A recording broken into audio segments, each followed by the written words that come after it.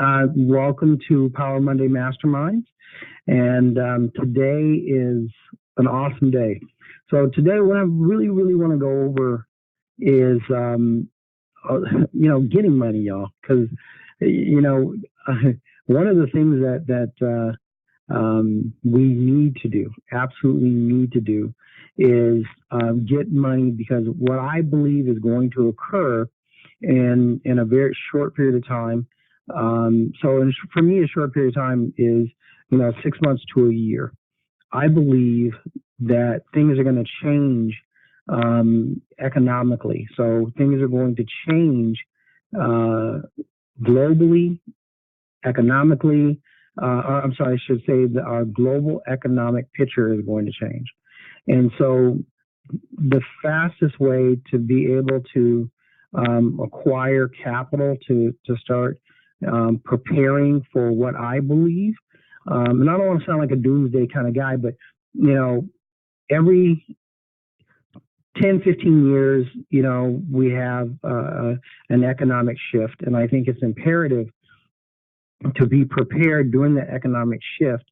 And I have been in economic times where you could see it coming, but foolishly, I was too busy spending money on BS, right? So as opposed to preparing, for what you could literally see coming, I would spend money, time, effort, energy on, just stupid stuff, really. So sometimes when you're making money, you don't really think about what you should be doing with that money. In other words, I was just a bad steward of my money, to be perfectly frank. And so with that said, I just don't want to ever do that again, right? I want to become a better steward of my money. And I want you all to become better stewards of your money. Because as the old saying goes, is literally not what you... I'm sorry? Somebody said something. I didn't hear what you said. Okay, well, so I don't want you all to be a bad steward of your money because, I've literally made, over my lifetime, millions of dollars from my various businesses. My best business was probably when I was in medical supplies as a government contractor, providing what's referred to as durable medical equipment. And then I left that trying to be a broader supplier to the federal government, which didn't really pan out so well. And then I had a business prior to that, which was my longest term business, which I had for a lot of years, and I was doing really what I considered to be good in it. And it was way back in the day, pager and cellular store back in the day. And then I went from that to doing the government contracting thing. So multiple times I've been able to see where stuff is changing, right? Where the script is going to be flipped, and just not a good look because I was too busy doing stupid stuff. And so one of the things that I had to learn during that period of time was how to, clean up my credit. And one of the things that, because I would, ultimately as an entrepreneur, I would end up, having to repair my credit over and over. And so the most powerful thing I learned is, and I want you guys to understand this, is that you, like me, can repair your credit 4 separate times. It's not a big deal. Credit is just a game. Every aspect of credit is just a game. When I create in the past and right now, when I'm creating money, I'm doing it, primarily through leveraging other people's money, period. And that's super important to understand. One of the things that you just, in my opinion, need to do is start learning to leverage other people's money. So many of us are out here and we're screwed up because we don't have any money, right? We're business people. We're trying to make stuff happen. I can't tell you how many people call me up and say, oh yeah, well, I'm going to do this or that or whatever it is, I'm in the real estate game, and we're trying to make stuff happen. Me and my partner are buying property, all this stuff, right? And the thing that I find is that, you know, they're calling because, they have a good thing going, but they don't have any funding. They don't have any capital. Um, People are draining other people instead of doing it a smarter way, which is, OPM, other people's money all day. And so I was talking to a guy in this a couple of weeks back, and one of the things that he was telling me about is that he used to do whatever it is, some kind of financial funding or something, or not financial funding, but financial. Anyways, he was I can't even think of the term, but I can tell you what he did. So what he would do is help people manage their money. So financial managers, there you go. And the thing was, to me, I'm listening to him. I'm listening to all this, high powered bullshit about, how he was a financial manager and how he this, how he that, and realistically, but I'm hearing, okay, you were a financial manager, but now you're broke as you're broke as hell, and you're, telling me that you have um, a situation where you and your partner are needing more money to do the properties or work on the properties that you guys have, as far as uh, trying to rehab these properties they're buying in Texas. And so I was thinking, you know, that's all of our problem to some degree, right? Is that we don't have enough money to make our businesses work properly. So the thing is that how do we get that money? And so what I have found over time is that,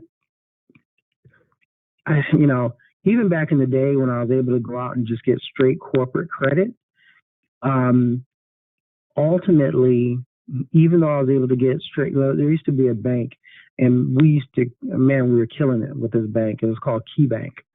And KeyBank, unbeknownst to a lot of people, KeyBank offered secured cards, and that's probably what they're known for. But KeyBank also offered corporate cards. And so you could just create a Dun& Bradstreet credit file back in the day, and literally within 2 months or so, I could go out, I'd give it 3 months, I could go out and get a $5,000 or more KeyBank MasterCard. And I mean, it was just based purely on nothing but me structuring a corporation real quick with a Dun & Bradstreet file. That's it. Nothing more, nothing less. And the KeyBank would just, give up big money. And so one of the things that those days are long gone. And even back then, though, when I was able to do that type of stuff and also get, oh my God, I can't tell you how much credit from places like Home Depot. We were just killing it with Home Depot. And an old buddy of mine that was kind of, learning at the same time I was learning back in the day, I mean, he was raising, literally hundreds of thousands of dollars because he would go out and he would, buy, like 20, 30 grand worth of computers from Dell Computer and then sell them off on the street, so to speak. So those back then it was just so much easier. But one of the things that I'm going to tell you guys is even back then, it took so much more personal credit. Even back then, when I could get a ton of corporate credit, your personal credit still had to have a certain look, right? If you wanted to go after more cash cards. So KeyBank would give you cash cards, but there was a handful of others. But as a rule of thumb, even back then, you had to have your personal credit right. And because I was not the best steward of my money, number one, and not the best steward of my credit always, I was constantly having to repair my credit and fix it up. And so I told you guys all that preamble so I can get to the real point of this thing. There have always been places that will give you credit no matter how bad your credit is. And what I would find is just by simply adding these places, like, so nowadays we rely upon My Jewelers Club a lot, right? Because My Jewelers Club, what we find is that our clients get a quick jump, and quick to me is anywhere between 45 and 90 days, right? So that's a quick jump to me. And you can get 40 to 60 points by adding My Jewelers Club. As soon as that first payment hits and you make it in a timely fashion, and then once they report it, it's a really good look. It's a real good look. And there's a slew of places that are just like that. So those of you who have been on the call in the past know that I sent out an ebook to everybody as a freebie with a whole slew of places that they can get, credit grantors like My Jewelers Club. But, My Jewelers Club, Ox Funding, the list goes on and on and on. And the thing is that utilizing these type of places will help you prep your credit file. Now, there's a new thing on the block, and I suggest that everybody does this. So the new thing that I'm really feeling right now is Experian. If you sign up with Experian, you can be part of their new program. So Experian, credit monitoring service, they have a new program, which is, crazy awesome. What they do is, and they just launched it the other day. I signed up for it, I don't know, a couple of months ago, but it was actually launched the other day. And so basically, this program is going to take all of your credit cards, all of your bill payments. That's what I meant to say. All of your bill payments. So if you're making a payment every month to, whatever your cell phone carrier is, whatever your utility carrier is, whatever your, whatever, Experian is now going to give you credit for that. Experian is going to now, here's what happens. So you sign up with them, you sign up with this program, it's called Boost. And once you've done that, what ends up happening is you're going to link your account with them, whatever account you use to make your payments, you're going to link that account to Experian. And then every time you make a payment, Experian is going to give you show it as a payment being made. So if you're like here in California, we, at least in my area, we use Southern California Edison. And so my Southern California Edison payments will subsequently show up, and then Experian will give me the subsequent credit for that. So my gas bill, phone bill, all that good stuff, Experian will end up giving me credit for those things. And, can you imagine what that's going to do for your overall credit file? It's just going to be ridiculous, right? Because now you have the ability to take things that you're doing every month anyway and just, get credit for it. You literally have the opportunity right here, right now, to start getting credit for the things that you have to do regularly every month, month in, month out. Can you imagine what that's going to do for your credit score? It's powerful. So now, because if whether you know it or not, credit bureaus like to see minimum of 5 trade lines on your credit file, but preferably, they want to see 8 because 7. I'm sorry, because if you have less than that, you are looked upon as having what's referred to as a thin file. And so what I'm saying to you guys is this: start getting money right here, right now, whether you need it or not. And in order to do that, what you're going to have to do is you're going to have to start building your personal credit file. And if you have clients that you're doing this stuff for, you need to have them sign up with Experian Boost. You need to have them get into the mix like ASAP. It's worth the 20 some odd dollars a month. Have them sign up their bank account that they're making their bills out of every month anyway. And it's going to be a really good look, because this is the credit bureau Experian itself subsequently saying, no, we know that this is a good bill, right? And you're paying your cell phone every month anyway. You're paying your utilities every month anyway. So it only makes sense to me personally that you would be getting credit for that on your credit file, right? Because all these past years, you've just been making payments on stuff and for nothing. It hasn't been, benefiting you outside of the usage of that thing, the electricity, the phone, the gas, whatever. And so now you're going to be able to have Experian track that and subsequently, get a higher credit score. And with that higher credit score, I'm telling you, go out and start getting money.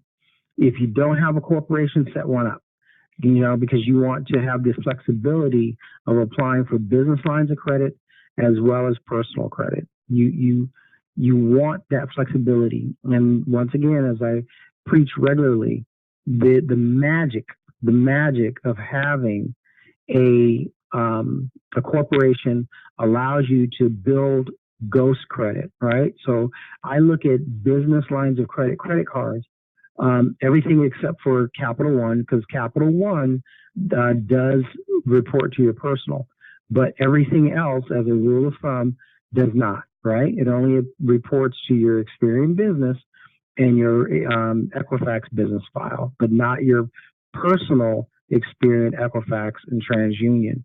So one of the things that you want to do, in my opinion, is set that corporation up if you don't have one, or an LLC, whichever one you prefer. My preference, even though I have both, is the corporation, because you have a greater tax position with the corporation, from what I understand from the person who does my taxes.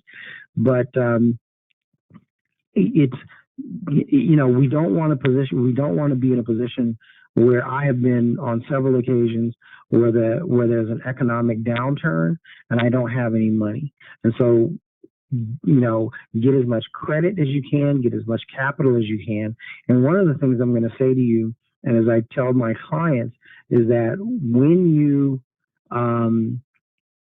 get this credit, do not leave the money sitting there. So hypothetically, if you were to get a loan, let's use a place like Marcus by Goldman Sachs, right? Because they're giving out money, high interest rate money, right? But they're giving out money.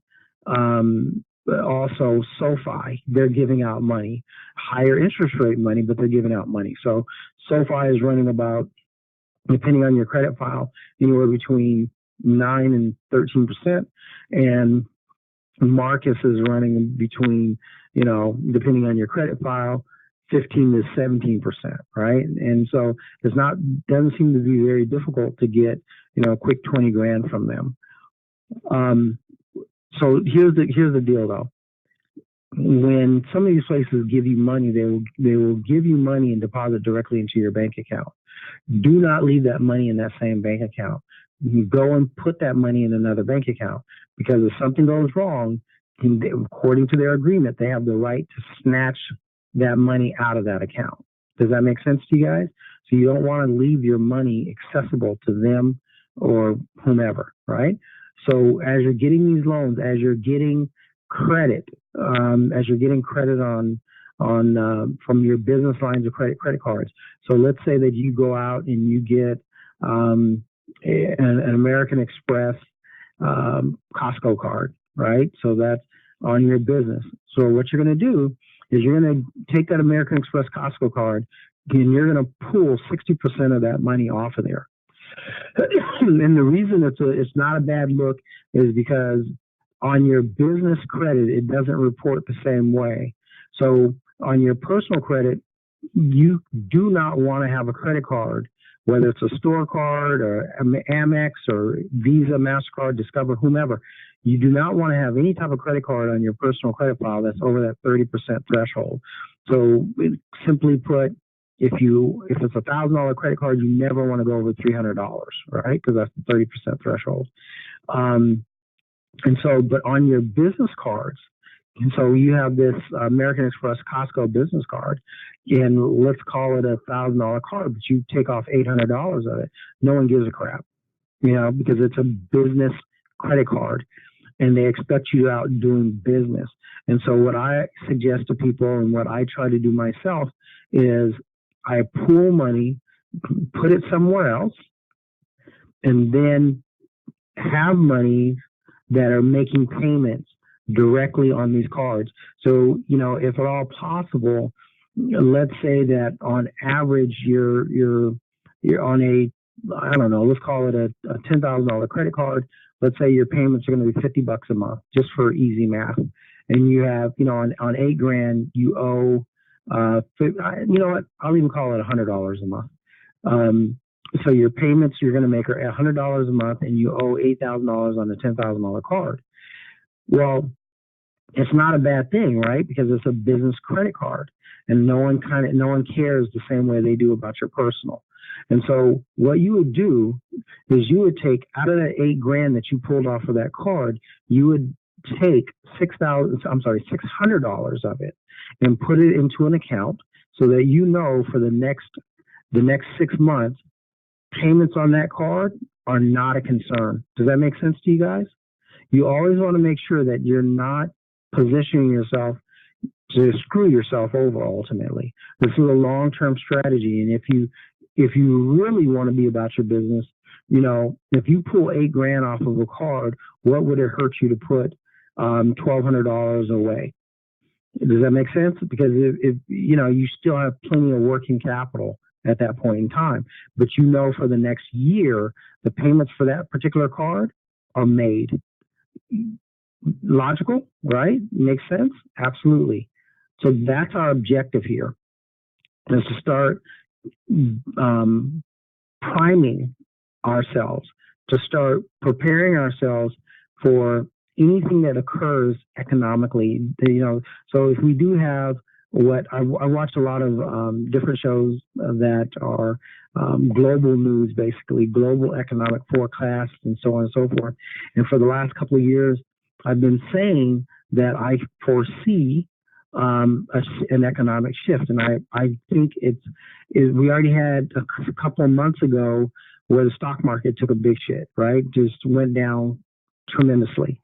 Well, I think that's kind of a prelude, because there's always little things that occur that show the weakening of the economy. And we're not talking about just here in the U.S. We're talking about, things that are going on in England, things that are going on in the U.K. as overall, things that are going on in the Japanese marketplace, things that are going on in the South Korean marketplace.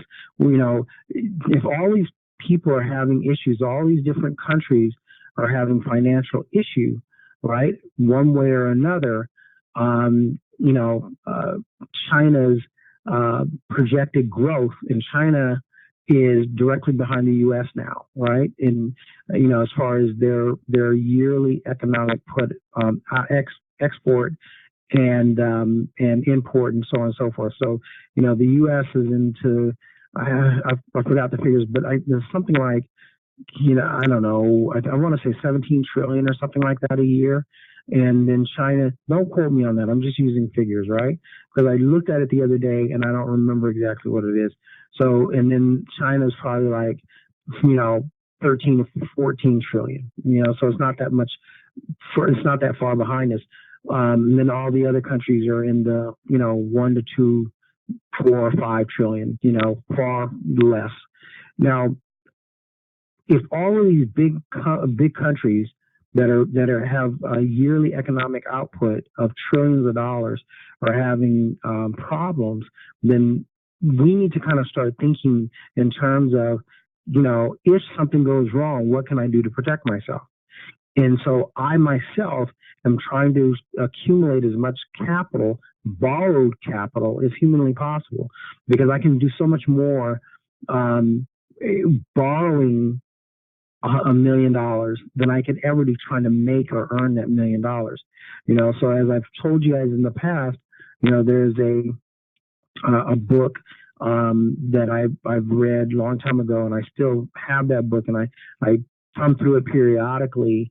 And the one of the second titles, if you will, or taglines on the book is that she says it's easier to borrow $10 million than it is to earn it. And that is a very true fact. I try to explain to people, look at,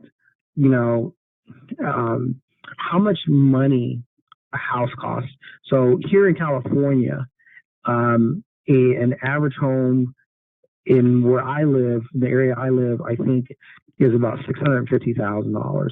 So there are other areas I can go to, like closer to what's referred to as the Inland Empire, which is Corona, Riverside, or but if I go towards LA, it gets higher. So as soon as you get into LA County, even for a house, a crackerjack sized house, the value goes up. So my point is that, let's say, I'm earning 150 grand, right?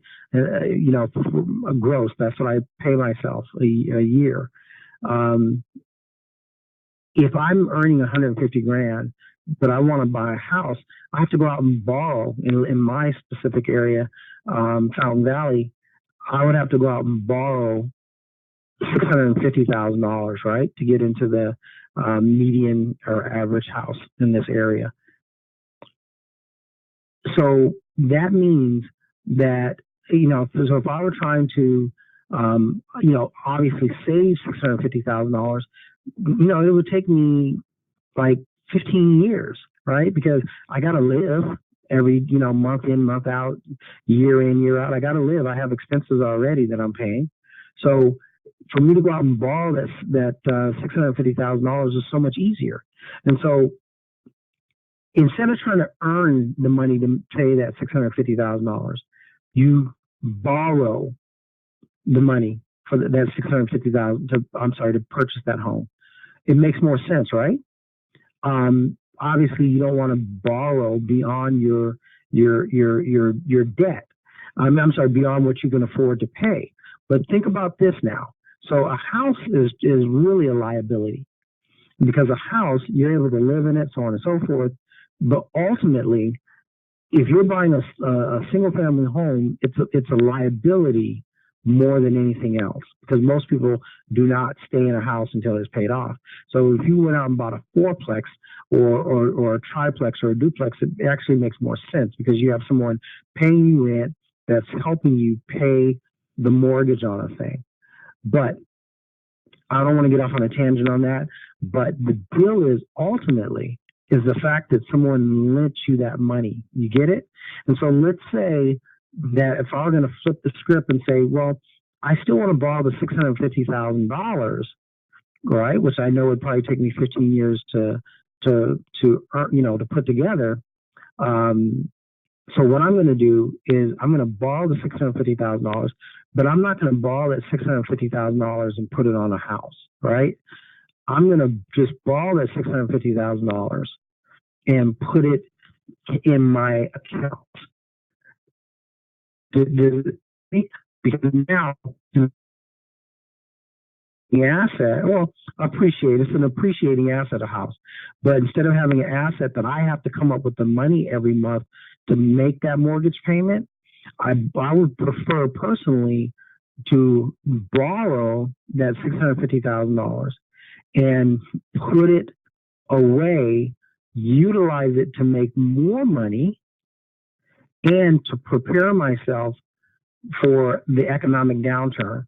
Because if I do that and stuff hits the floor, right, like it does periodically, every 15 years or so, we have a pretty big downturn. Every 30 plus years, we have major downturns. and every century, there's like, just horrible downturns. So it's just a cycle. And so let's say that very same $650,000 house, I borrow $650,000 because that way I have liquid capital that I can work with to make more money. Plus, I can take that very same money that I borrowed and use it to make payments on the money I borrowed. So it's a win-win, right? So for me, it's a win-win, right? And it should be for you as well if you think about it, because you can do something with that $650,000. So you take that $650,000, you take a year's worth of payments on that $650,000. This is just an example. Your numbers can be whatever. Your numbers can be $1 million. Your numbers can be $150,000. Your numbers can be $50,000. It doesn't matter. But when you borrow the liquid capital, then what it does is it opens your horizons. So you can take that money, $650,000, whatever the payments would be on it, you could literally put a year's worth of payments aside on that $650,000, making your payments in a timely fashion, building your credit file. And then ultimately what would end up happening is when you are making those kind of payments, month in, month out, people will rush to lend you more money. It's just a fact. Plus, you're going to show that you have stability because you're going to have hundreds of thousands of dollars, or it could be 20,000, 30,000, 50,000, whatever the case may be, but you're going to have thousands of dollars, tens of thousands of dollars, or in what I'm trying to accomplish, hundreds of thousands of dollars, put away workable capital. And when you have, visible, workable capital, people want to give you money. I'm hoping this is making sense to you guys, right? Depreciating assets don't mean a damn thing. Okay, so a house is typically an appreciating asset. So it's not depreciating; it appreciates in value.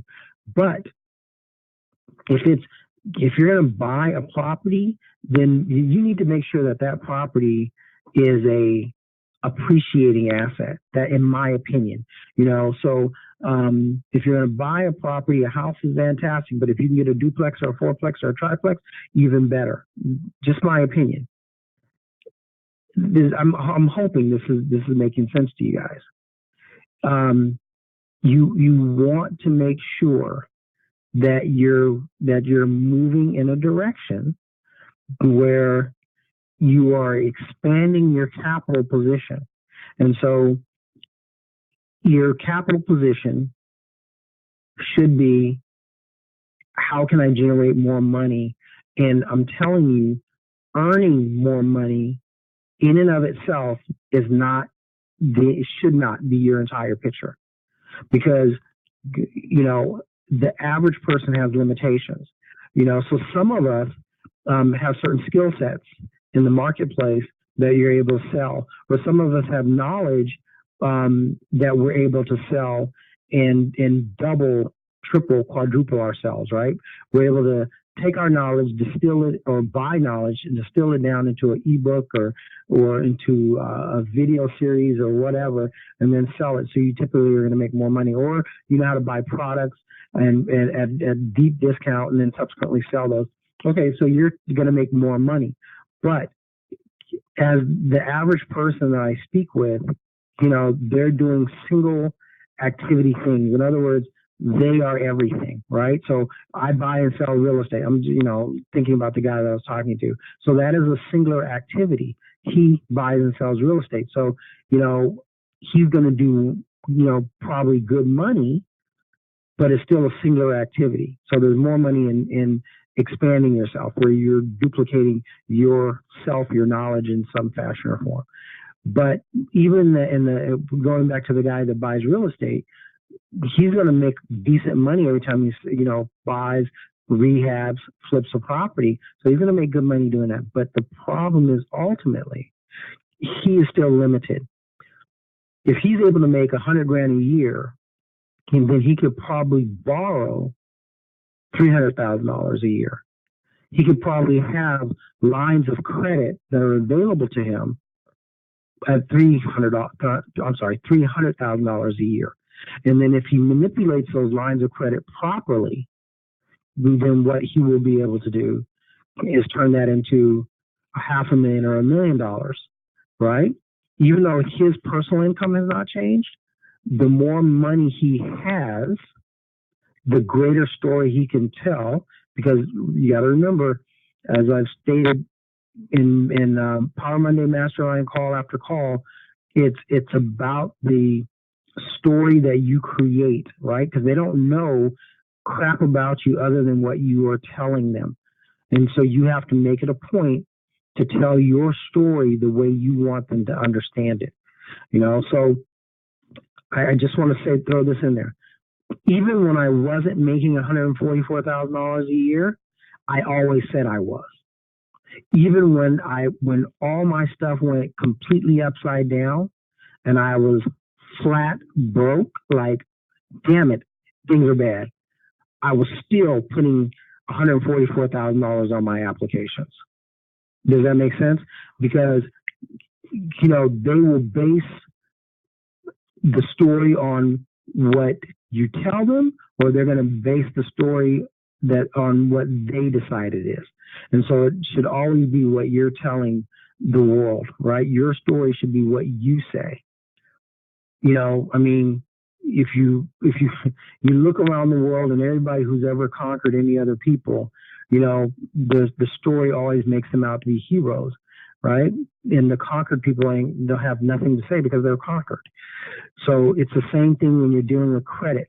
Either you are going to be the conquered person or you're going to be the conqueror. And if you're the conqueror, you need to tell your story. You need to say, I make 150 grand a year. I make 146 a year. I make, whatever odd number you can think of. You need to start saying that, whether you make it right here, right now, or you don't. You need to start flipping the script. And even on my personal, on my experience, credit monitoring, if you were to look on there, it tells you, my income is 144. It says it on there. So anytime somebody runs my credit file, that's what they're being told. They're being told the story that I choose. And that's the same thing with any type of credit, business, corporate, personal. You got to tell your story. So getting back to this whole thing about the money thing is, I want you guys, I don't give a shit what it takes, start flipping the script on your personal credit file. Start changing your story, and then start going after as much money as you can. Even if you don't have a use for that money, I don't give a shit. Even if you don't have a use for that money, get the money, be disciplined, be a good steward of your money, right? As I'm learning to do. Be a good steward of your money, hugely important, hugely important. Be a good steward of your money and start taking your funds, putting it aside, and put other monies into another account so that you can make payments automatically, month in and month out. Put 6 months to a year, preferably a year. If somebody gives you a $10,000 credit card, especially business, strip that credit card down, take the money off of it, leave maybe 20% on there. Take the rest of that money, put it into a bank account. We've already talked about how the fact that banks rate your account on a 1 through 5 scale. When you start putting $10,000 or more in there, the bank looks at you differently. So think about it. If you borrow, $100,000 from various, credit grantors, and then you take that money and you just plop it into a bank account somewhere. And remember, you're disciplined, right? You plop that money into an account. Now it makes everybody want to do business with you because you're showing that you have liquid assets. And so it tells a certain picture. It depicts a certain picture about you. It it tells a story in and of itself. The old adage, a picture is worth 1,000 words. Well, you know what? So is a bank account. If you have a bank account and you have a crap load of money sitting in there, people are going to start making you offers, right? And when you go out and you apply for something, and they, want to know what you have on an average in your bank account, they're going to look at, they're going to say, well, you know what, you are a good risk, because for the last 6 months, we see that your business has $50,000 in its account. So even if they give you in the form of business credit, even if they were to give you, let's call it, I don't know, an extra $25,000, isn't their $25,000 in your account better than being back in their account? I mean, it's just logical, y'all.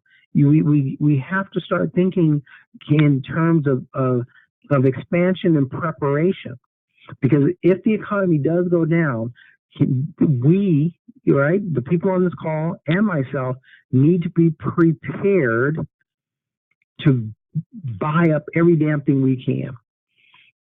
You see what I'm saying? Because that's when rich people get rich. Warren Buffett, third wealthiest person known, okay? Because there's a lot of very wealthy people that no one has a clue what they're worth. But, we all know. The Amazon guy, the Microsoft guy, Warren Buffett, third place, right? And, they're like Warren Buffett. He said over and over and over again, you buy when there's blood in the streets. You buy when everything else is falling apart. But how are you able to do that if you're not prepared, if you're not ready? You know what I'm saying? So I've seen people over and over and over again. I remember running my mouth, right, when the economy took a complete dump. I remember running my mouth like an idiot, talking all this talk. Oh man, yeah, oh yeah. AIG is down to 52 cents. Yeah, it was like 50 some odd dollars. It's down to 52 cents. Oh yeah, I think everybody should get some of that. My dumb ass didn't buy any. You see what I mean? And they were bailed out by our tax dollars.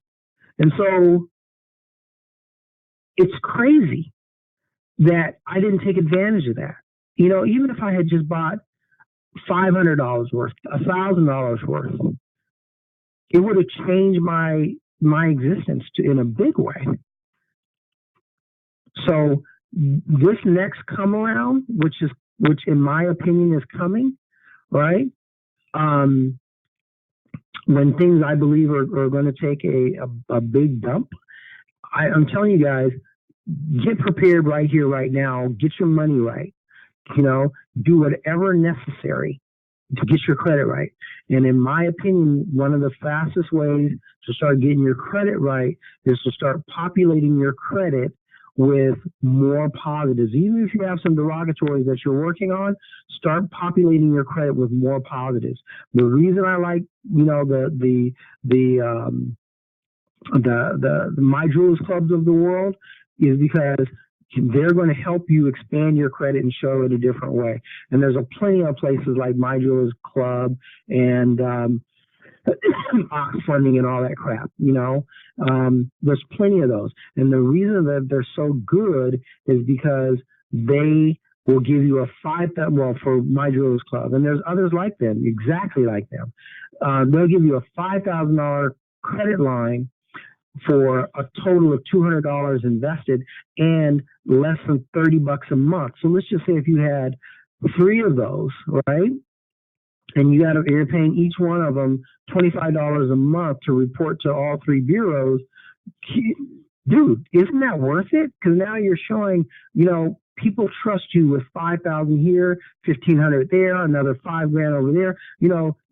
That expands your overall credit look. It tells a different story about who you are, because that's important. If you have a bunch of $300 Capital One cards, no one gives a shit, right? You a bunch of $300 Capital One cards, or some other stupid stuff. it's, that is not the route. You need to have expansive credit, because the truth of the matter is, if you have a bunch of little bitty credit on your credit file, then that's all the credit you're going to get. Companies want to see that other people have entrusted you with their money, right? So that's why I explain to people is that, you can have literally nothing on your credit file, add an authorized user, just one authorized user account, and immediately have a 750 plus FICO score showing across all three bureaus, right? Just like that, nothing to it. It's not magic. It's just the way the algorithms work. But go out and try to get some money.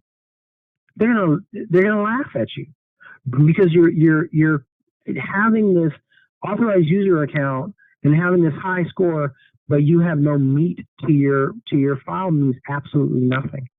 So you have to literally, let's think about this, right? Credit is height, right? Which is the height of your credit, 700 FICO score, 800, 600, whatever. So it's height, depth, age of your FICO score, right? Height, depth, and width. How much credit do you have? Height, depth, and width. Does that make sense to you guys? Then you need to make sure that every single one of those dimensions is in place. You want to have your height, but height by itself means nothing, right? So you need to have depth. You need to show some age. And that is what your authorized user account should be for, to give you some age. Then you want that width. You want to have it so that you have, I was talking to my business partner, my dearest friend, Dee, yesterday, and she was like, "Oh, I have this, and this," and I was like, "Oh, dude, your score looks good because you have all these store cards. Looks good. You have all these store cards. You have some credit cards, car payment. You have this, you have that.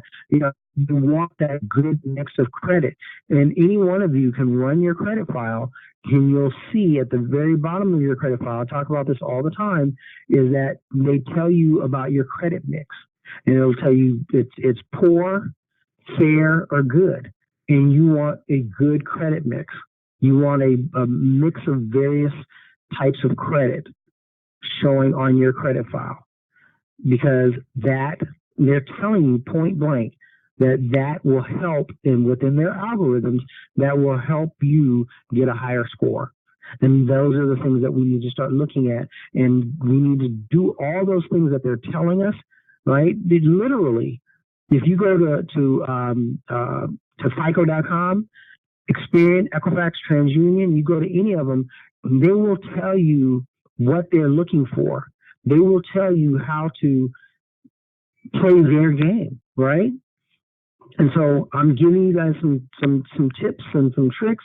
If you want to expand your credit file in a good way, join Experian Credit Monitoring, sign up for their Boost program, and start listing. Connect to an account where you pay your bills out of it, because then they will start tracking that and subsequently giving you the credit you deserve. They will report it on Experian and subsequently give you the credit you deserve for paying out that money every month. Make your utility bills start to work for you. Okay? And for those of you who are renting, you need to go out and sign up with Rent Tracks, Rent Reporter, or Rental Karma. Sign up with those, because you're paying rent anyway. And if you're paying rent anyway, get that shit reported. Get it reported. Start utilizing. Look, for a lot of people, if you're paying out anywhere close to $1,000, in California it's a lot more than that, but if you're paying out anywhere close to $1,000 per month in rent, even $800, $500 a month in rent, You need to start getting that rent reported regularly, right? You need to go to one of these, Rental Karma, and just the three I just mentioned, right? And you need to get that reported, man. You need to help. If you're going to pay out money, how can you make that money that you pay out work for you?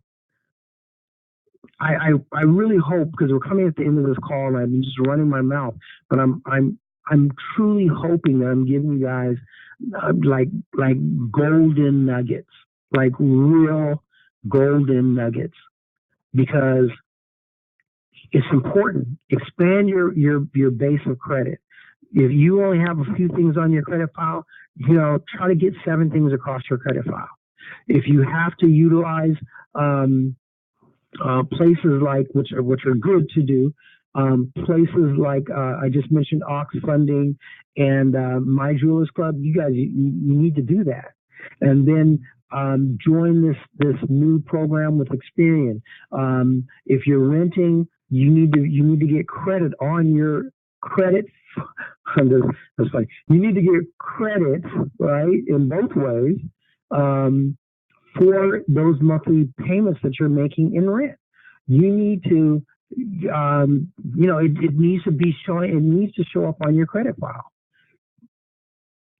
Utilize this stuff. Make it work for you, because you're paying it anyway. If once again on the Boost thing, it will literally report your $50 or $100 or whatever you're paying cell phone bill every month, right? And it's the bureaus saying it. So the bureaus have already figured out in their algorithm how they're going to report it. And there's the Fair Credit Reporting Act. So there's certain laws that they have to follow. So can you imagine that on your rent every month, on your cell phone bill, on your gas bill, your light bill, your water bill that you're paying every month anyway, that you're going to get all this extra love, all this extra reporting on your credit file? It's ridiculous. It's just like the best thing that can happen. And then as your credit file builds, if those of you who are not incorporated, you need to incorporate. You need to incorporate like now, right? And once you get yourself incorporated, and as the opportunities arise, you need to start going after business lines of credit cards. And the reason I keep on saying business lines of credit cards, as opposed to other forms, is because with business lines of credit cards is basically stated income. So as you put down, this new you, as you're creating this new appearance, as far as your credit goes, it's going to be phenomenally good for you, right? So I don't care what you were putting on your applications before. You need to change it. You need to change it starting today. Don't get ridiculous though. I mean, I have people. I ask that question. Well, what are you putting down? And they just get stupid with it. Yeah, I put 248. I put all that ignorance. Keep your stuff sane, right? What would a good job in your area pay? So if you're in California, a good job would pay between $100,000 and $150,000, right? So make your numbers something like that. If you're in, I don't know, Louisiana, a good job would pay maybe between $60,000 and $100,000, because it's just a different economic picture in different parts of the country. And so whatever you find that a good job would pay, something within reason, within your region, that's what you should say your personal income is. And then whatever you say your business is going to make, your business should typically be 2.5 times. So if you're saying that, oh yeah, I'm like I say regularly, $144,000. My business does I think we reported 237 last year or something like that. So you get my point. So your business should be, you know, somewhere in that neighborhood. You know what I mean? Double plus a half or something, that you're going to start reporting for your business. But keep it within reason, because when it's too high, then there's more questions that are going to be asked. So, and I want to make something clear also. I'm not opposed to people going out and getting loans, right? So if you were to go out and get a loan from like one of the places I mentioned earlier, it's not a bad look, because with that loan, let's say if you went to SoFi, or you went to Marcus by Goldman Sachs. I'm sorry about that. I was having brain fade. If you went to one of those and they gave you a 20 grand loan, okay, and on your personal, I mean, okay, not a big deal, right? Because what you can do with that money is you can take that money, even if you don't have anything to do with, any place to place it. You can take that money, put it aside, okay, in different accounts than they ship the money to. Very important. You never want to leave it in the same account that they deposit the money into.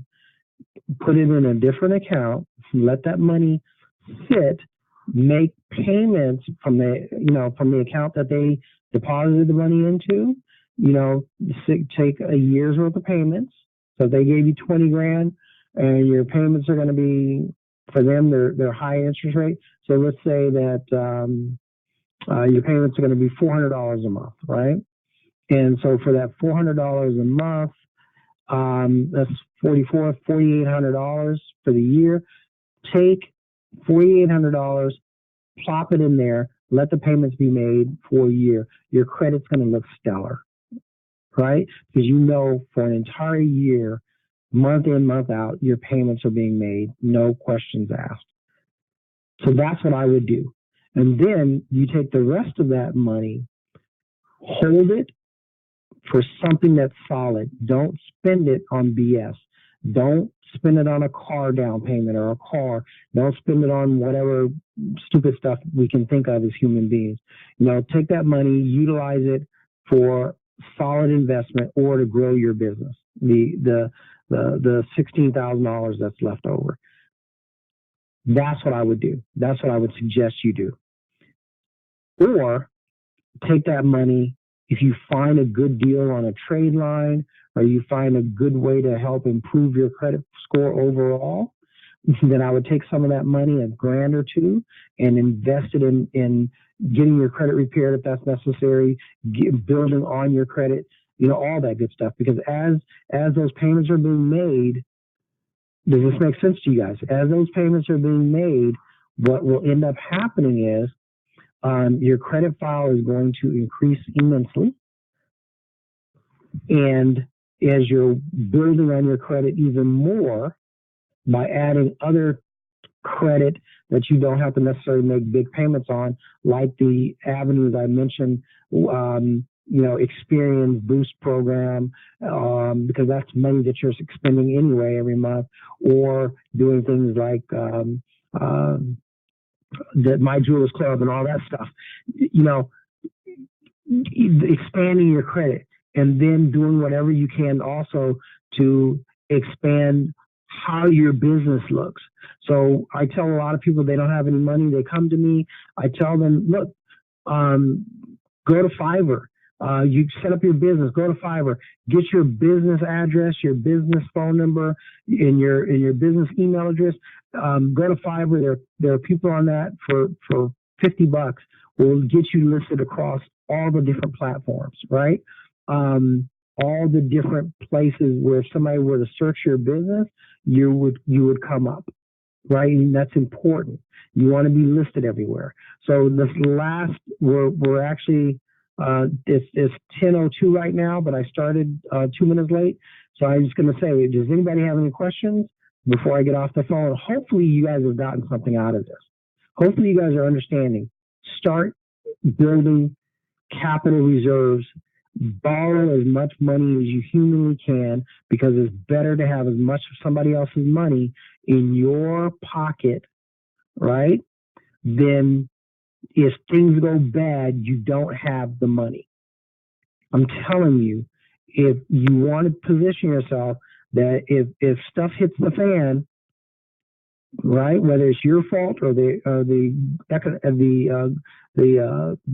economy falls apart, whether it's your fault or the economy, you want to have as much liquid capital as humanly possible. And you want that to be other people's money. Because if you have to, let's say, you develop $1 million or 500,000 or $300,000 in liquid capital of OPM, and 6 months later you got a BK because things have just gone utterly bad. Wouldn't you rather BK with $300,000 of somebody else's money? Right? I mean, this is just business. It's not personal. You're not out here trying to screw anybody, I hope, but it's business. If things go bad, you want as much liquid capital, far more than you'd be able to earn in a year and save in a year, sitting to the sidelines, waiting on you, as opposed to you finding yourself into a screwed position and then saying, "Oh my God, what can I do to get money? Oh, it's just, things are so bad. What can I do?" No, you want to be in front of that situation. And the only way I know to do that is by creating, winning, somehow or another, getting as much capital as you can. That's the only way that you can prepare yourself for anything negative, and it's the only way that you can be prepared to take advantage of any good, great, positive situations that occur. Right? So many of us find ourselves like this guy that I was talking to a week or two ago, and where he was telling me about, his position where their business is growing, but they just don't have the capital to grow and to do. Right? So that's why they were calling. How can we get more money in? How can we get more money in? And so, if they already knew what I'm able to help them with, they could have taken, like the guy was saying, his partner's wife has like almost an 800 FICO score. They could have taken her FICO score and easily raised, several $100,000. And could you imagine, property in Texas is not that much. And so having $300,000 liquid or accessible to them, they would be able to grow their business, but more importantly, they would be capital rich so that they would be able to buy the property, clean the property up, and flip it without having to stress or worry about, oh man, how are we going to get these next supplies? Or how are we going to be able to, close on this deal, right? So let's just move forward, y'all. I don't know what else to say, but I'm going to ask one time if anybody has any questions.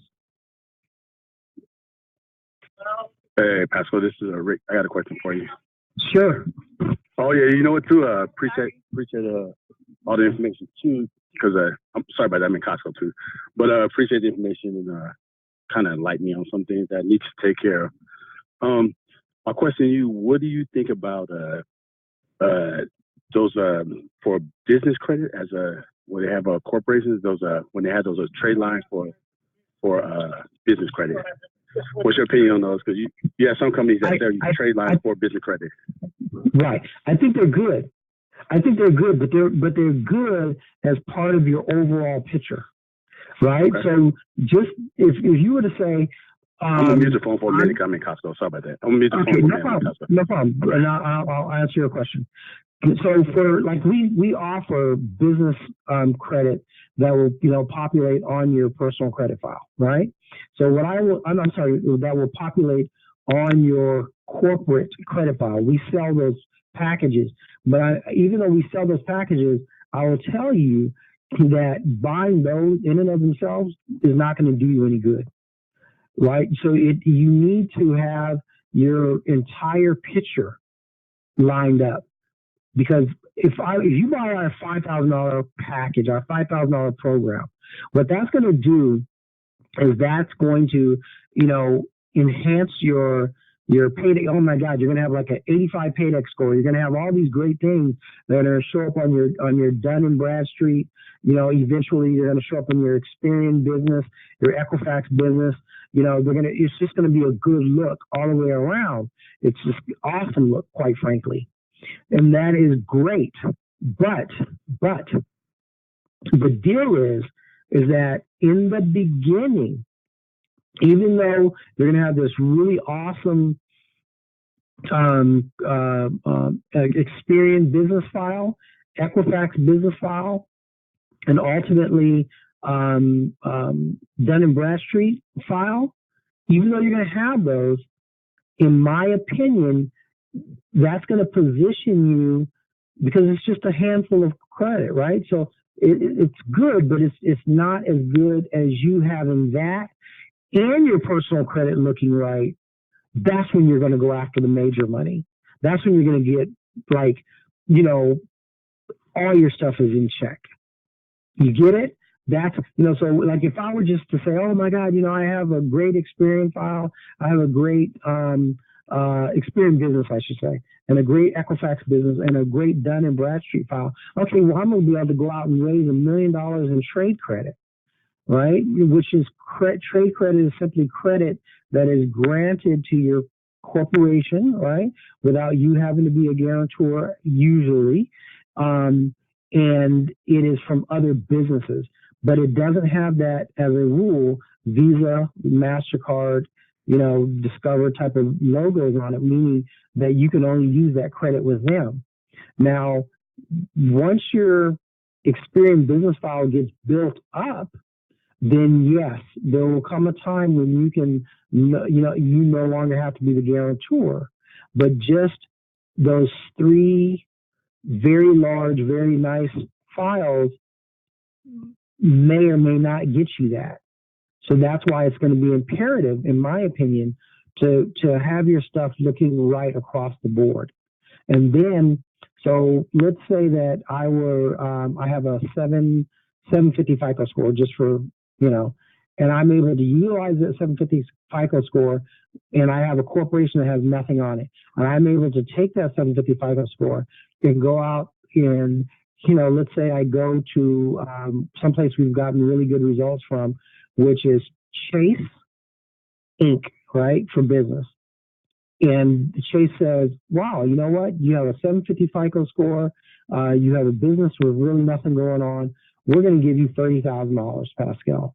And I'd be like, awesome. Okay.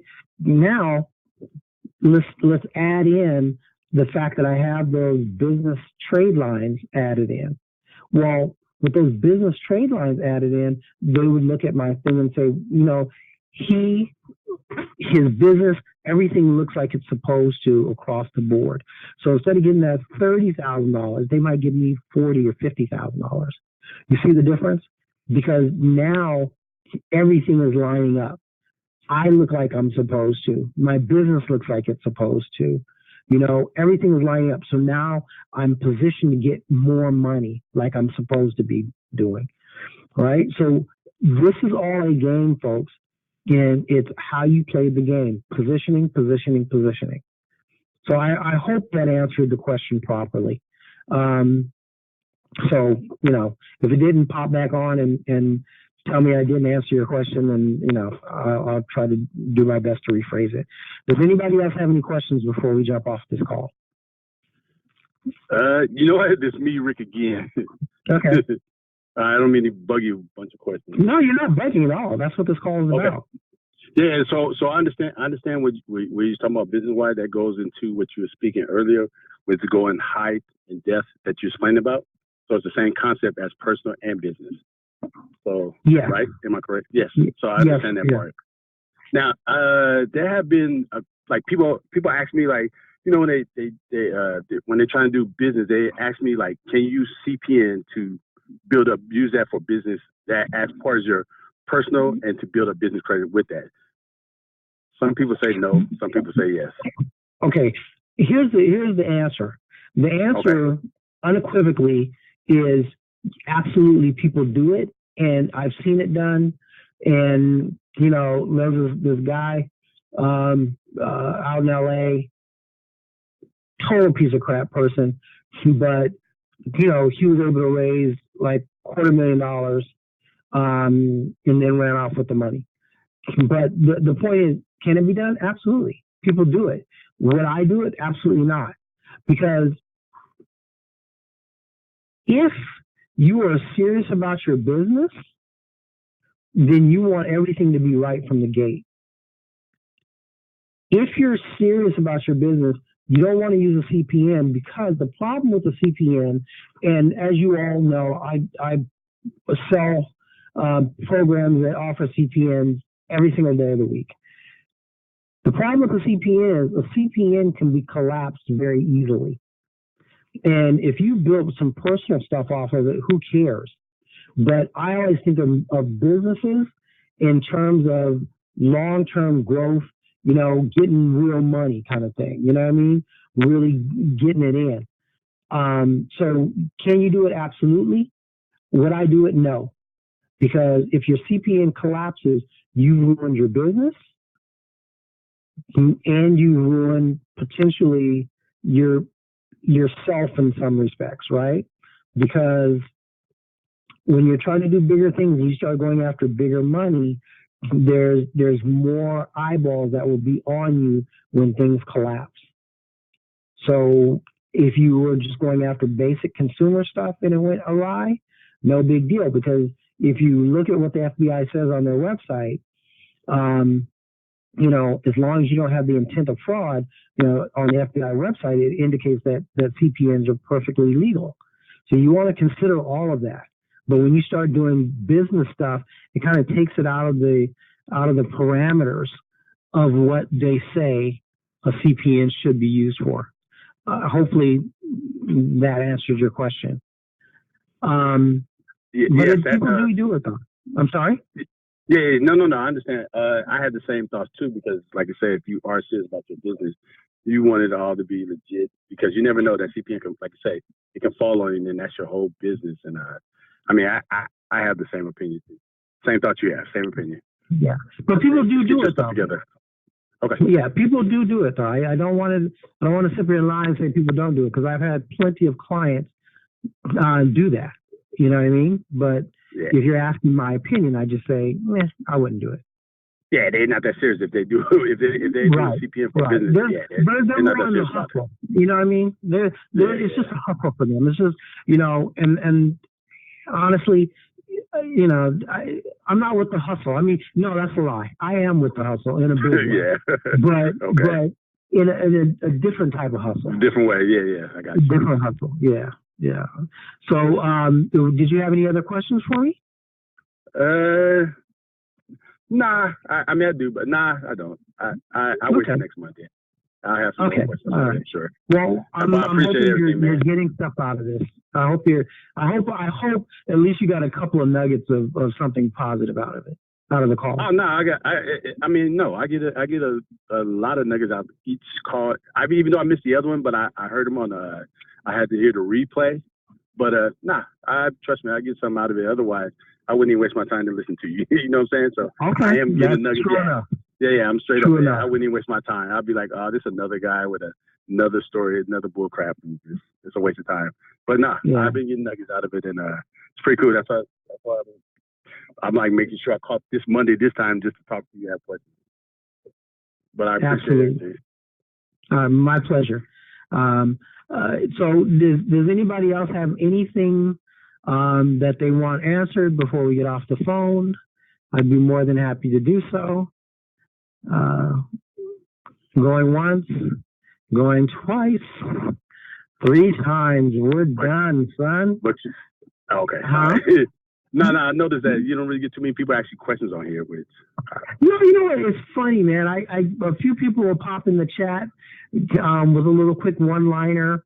But yeah, it's we have 20 some odd people on the call, and maybe one person will pipe up and say something. And I think it's kind of a shame because, you know, they got to have questions, right? Because the responses I get in like emails or something of that nature, people are getting something out of it. But people are very shy, I guess. I don't know. I really. I think that's what it is. Yeah. I kind of, it's going to sound kind of foul, but I kind of don't give a shit, you know. Wow, as long as I already know your attitude. I'm sorry? I said, I already know how your attitude is. Yeah. Which is cool. Because I'm just, you know, it's just true. You know, if you want to sit there and not say anything, then and you don't get everything that you can possibly get out of it, that's on you, not me. You know, because I'm literally giving people, you know, what people pay me for, not just some BS. I'm trying to give people the best of what I know to be true. So, well, me personally, I love. I have a question. I love picking people's brains. If they willing to talk to you, then like pick their brains. Like ask them whatever kind of question you have. Just pick it. Absolutely, it's a good look. Yeah. So, but we are at almost 20 after. So I thank you so much. Thank you very much for A, coming on the call, and for B, participating in the call. I greatly appreciate it. All right. And to everyone else, thank you all for coming on the call. And this is the end of this Power Monday Mastermind. Take care, y'all. All right. I'm gonna email you because I never do get those ebooks that you say you sent out. Like I've been getting your emails from, I don't know. I always got your emails for a long time, but I never get none of them ebooks that you keep saying on these calls. So I'm gonna email you and so you can email me the ebooks that you have. Sounds like a plan, man. All right, appreciate it. Thanks a lot. You have a good day. You're welcome. You too. Okay. Take care, everybody. Bye bye.